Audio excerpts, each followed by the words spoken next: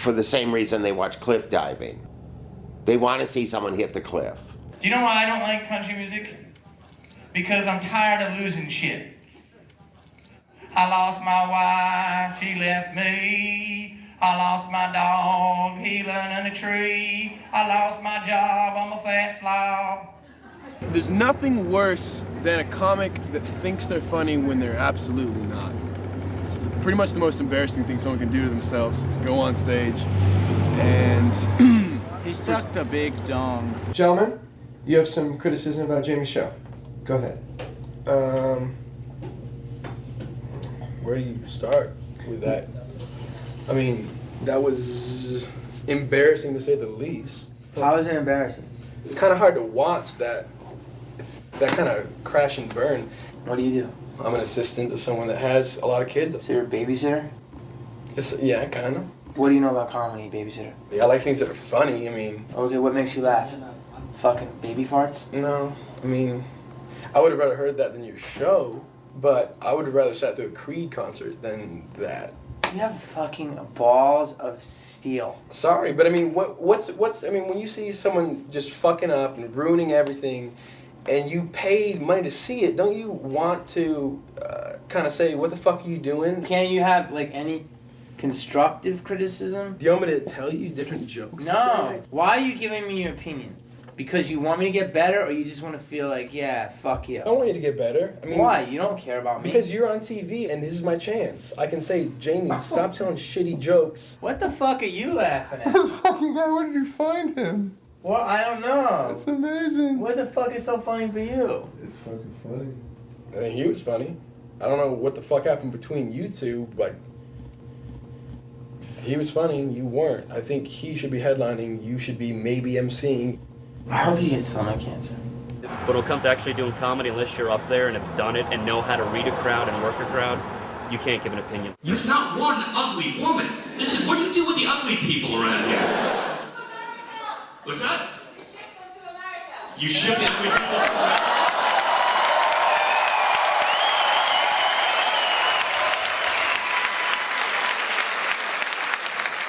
Apparently you missed one. You do not have the right to sit there and try to demean the person on stage just because you're not enjoying it.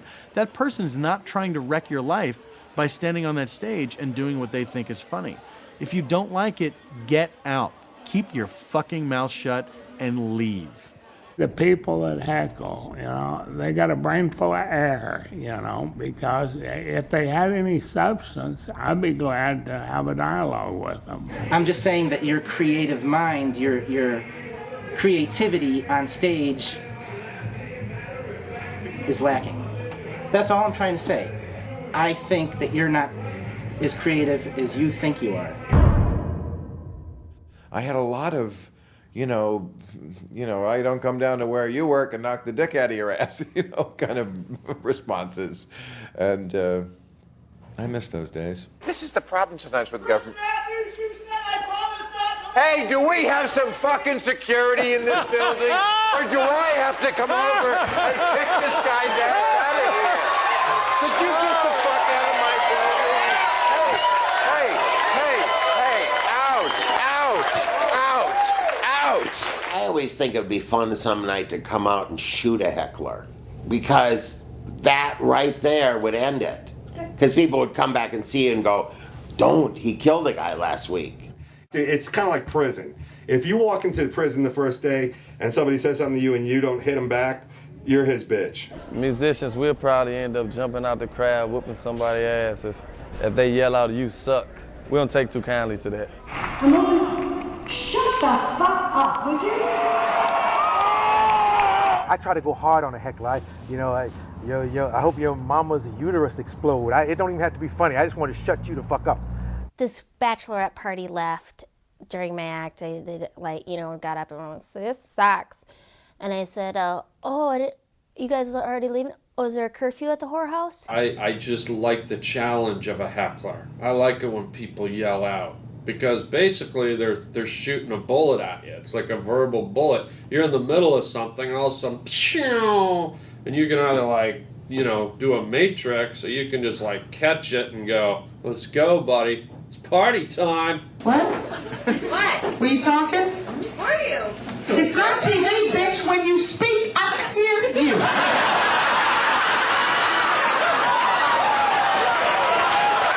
I just like a heckler. I mean, if you're going to get a laugh, if a heckler gets a laugh, I could care less. Yeah. As long as somebody's laughing, you know, I'm the one taking the check home, so let's don't forget about that. It seems like you don't think this is a comedy show. You don't think I'm funny. You're right. This is an intervention. Myself and everybody else in the community have gotten together to confront you of how we feel when you're a jackass during comedy shows. We'll go around the room saying I statements, how we feel. I'll go first. I feel like you should shut the fuck up. Yeah, a lot of comics have trouble with hecklers. I've never had it. Every set just goes perfectly. The best way I ever saw a comic handle a heckler was he put the heckler on stage. Yeah, Are you serious? we've done that. Did you do that? We've done that. Put him right up there. Yeah, and then what happens is nothing. Let's see his act. Yeah, yeah. The first stand-up I've ever seen live. First stand-up I've ever seen live? Really? How am I doing so far? Not tonight. Have you done stand-up? Should we let him try a couple jokes? You'll never get a teacher that's going to tell you what you're really good at in life, though. I mean, they're not going to encourage you to be what you really want to be. They're going to encourage you to be working in factories and crap like that, but I've never had one. Oh, hey, I work in a factory. Hey, what the fuck is that? I was working at a club in Las Vegas, and the guy heckled through the whole show. Not even like a good-spirited heckle. They're all annoying, but some of them don't know it's bad. This guy was like vicious. The security comes in. You know, they're like, hey, you gotta go, you can't stay. One thing leads to another. They're telling this guy, look, if you don't leave, we're gonna have to escort you out of here. They go to escort him, he puts up a fight. Next thing you know, they go, so we're gonna have to pepper spray you. Pepper spray right in his face, right? And then they hog-tied him. And I just remember thinking, that's the way a heckler should be treated, like a big pig, coughing, wheezing, choking, tasered, spitting, foam coming out of his mouth, being carried out of club like a pig. I never felt so good my entire life. There's two types of hecklers, you know? One that wants to add to the show and is on your side, and then there's the heckler that's there to fuck you up. And that's the one you have to fuck up first, or quickly. Even if it means the end of your show. The heckler can't win. Beretta's off. God, thank God Beretta got off. Holy cow. Jeez, they should have let him go the first day. That woman ordered the steak and lobster. I would have blown her fucking head off, too. Fuck you! Yeah. Get your mother's pussy to stop fucking everybody in town. They gave this guy the Oscar for playing the blind guy. What? He's a black guy playing a black guy. What the fuck is this stretch? It's a black guy playing a black guy. Why doesn't this part of the audience get up and blow your fucking heads off? Go fuck yourself with a friend's cock. Ah, you're not so funny. You suck it up and stay there. We've heard it all before. And this guy wasn't so funny. You're not funny. You dumb shit, television watching whores. Now you guys have been a pretty fucking great audience. But there's one famous story. But some comic, he's playing guitar, somebody was heckling him, and the guy stood up, and the comic went after him, smashed him in the head with the guitar. And that was a great story because the guy didn't deserve that. Oh, get on up here, motherfucker.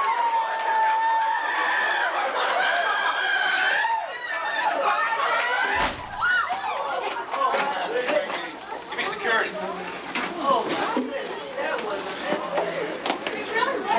I'm sorry, man. The guy fucking came at me. What do you think, folks? No way.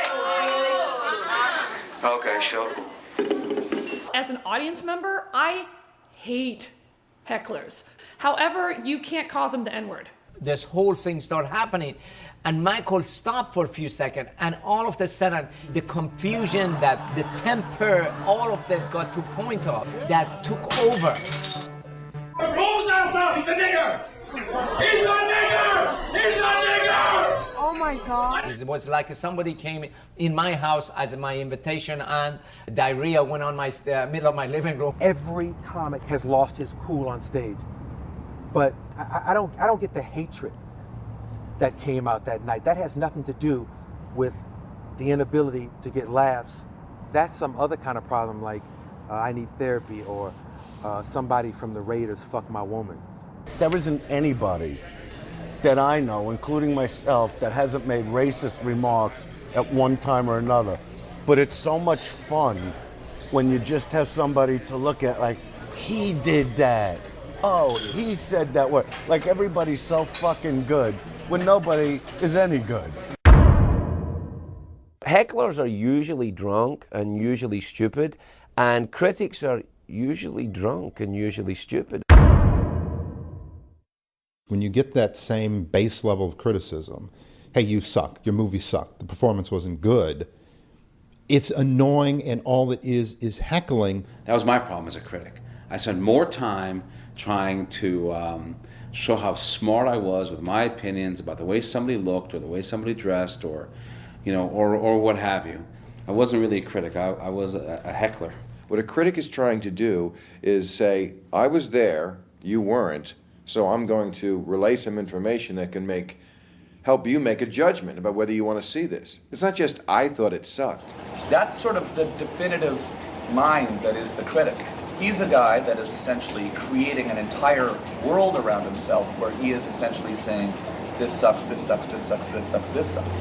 He's essentially the purveyor of what sucks. This is the last paragraph of his obituary. Always a prolific critic, he cultivated a reputation for savage reviews. He once reviewed a young poet's first collection 3 times, once under his own name, once under a pseudonym, once anonymously, each time negatively. Okay, that's a crazy person. Film critics are a lot like children. They are brutally honest, and they just say what they think without regards to anyone's feelings. And sometimes they shit themselves. Some critics are very constructive because they're thoughtful, appreciative, learned and schooled about the business. Other ones were covering traffic from helicopters and look like Ken or Barbie and are suddenly put on television to make jokes for 30 seconds about somebody who's made a $45 million movie and worked for 3 years on it. Malibu's Most Wanted is a teen comedy that I suppose means well. It just doesn't mean very much. And what's the matter? Ticket sales. At the time I started writing about film, the people who were writing about movies for newspapers were guys who couldn't cut it on the city desk anymore. They would give them the soft job of writing about movies because they figured it didn't require any talent or knowledge. How did they get the job? I was just wonder. And you kind of know. I mean, in any power position, especially one that requires no talent whatsoever, that's all about the oral sex. Nobody says, hey, tell me your credits, critic. What movie have you made? What have you written? What have you produced? What studio have you ran? What script have you wrote? Ah, you haven't done any of those things. Have you ever met a child that said, I want to grow up to be a critic? Ever? Has that ever been anyone's real dream? Stanley Kaufman wrote great film criticism. Pauline Kael wrote some great criticism. Well, all that's gone. I don't know where these people come from. I don't know what's going on now. But you don't see that kind of... You don't see people aspiring to be great critics. If being the most popular meant that you were the best, then obviously a Joel Siegel or Gene Shalit, this troll doll looking motherfucker, is the greatest thinker on film in the history of mankind, and that's obviously not the case. Wedding crashers is to movies, what ants are to picnics. Well, all opinions are invalidated, and all of us are idiots. When I show my stupid movie to a 15-year-old and he laughs, that's not arguable in my mind. I think that critics look at 14-year-old boys and 14-year-old girls and say, you're all stupid. So what do you think of people who write negative reviews of Jamie's movies? They just gotta learn more about movies instead of just being little know-it-alls. They just gotta fucking grow up. Do you have anything to say in closing about critics? Not really. Just to fuck off. I one time read a review for Piglet's Big Movie, like from Winnie the Pooh. The review was juvenile. It's like, you would have to be 5 years old to enjoy this movie. Yeah. What are their critiques for? It's to guide us in what DVD we buy, in what show we watch, in what film we take our children to see. I hope that you'll be in step with us. And so many critics aren't. I was in the Benchwarmers, I went to the premiere, and kids like 12 years old, and they're just like, that is the best movie I've ever seen. Now, is it the best movie ever made? No, but for them it is because it was for them.